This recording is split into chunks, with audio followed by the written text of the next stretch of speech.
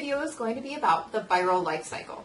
It's kind of funny to call it the viral life cycle since viruses aren't actually alive, but since they're going to be located inside of actual living cells while this is going on, it kind of makes more sense. Before we get into the actual details of the viral life cycle, let's get some background information about viruses. In 1892, Russian botanist Dmitry Ivanovsk was looking at diseased tobacco plants and determined that the cause of the disease was something smaller than bacteria. What he found was the virus that causes tobacco mosaic virus.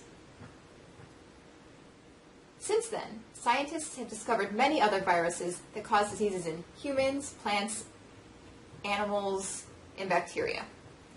Viruses are not living things and need a host cell and able to reproduce.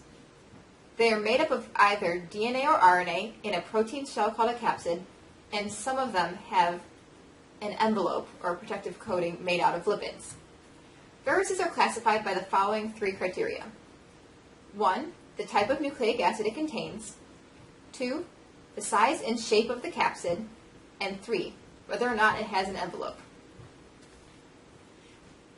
As there are different types of viruses, the viruses function differently. For example, viruses can only infect certain cells, so while the rabies virus will affect neurons, the influenza virus will only affect things in the respiratory tract. Then again, the tobacco mosaic virus won't even affect humans, only plants. When a virus infects a cell, it uses the cell to carry out its metabolic and reproductive functions. The viral life cycle has 6 steps. The first step is attachment. The proteins on the surface of the virus and cell must attach. This is why viruses affect different cells. If the virus can't hook up to the cell, it can't get inside it. Which leads me to the next step, penetration, where the virus makes it inside the cell. There are 2 ways this can happen. The first way is endocytosis, where a virus binds with the cell in what are called coated pits, and then the cell wraps around the virus and pinches off to engulf the virus. The second way is by direct membrane fusion, where the virus fuses with the membrane and passes through the membrane into the cell. Once the virus is in the cell, it begins the uncoating process. The nucleic acid is released from the capsid in order to replicate the genome. The DNA or RNA is then duplicated by means of the host cell's energy and oftentimes nucleus as well. Once the new genome is produced, the new virus is assembled. First, the capsid partially forms, then the nucleic acid is put inside, and finally, the capsid finishes sealing in the DNA or RNA.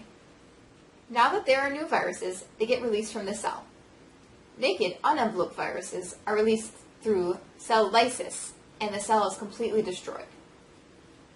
Enveloped viruses make punctures in the cell membrane, taking the membrane along as its new envelope.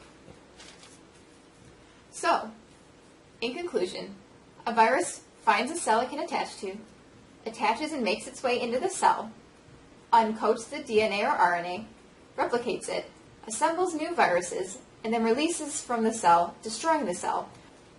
And there you have it, the viral life cycle. Hope you found it interesting. To find out more, check out the links down below for extra details.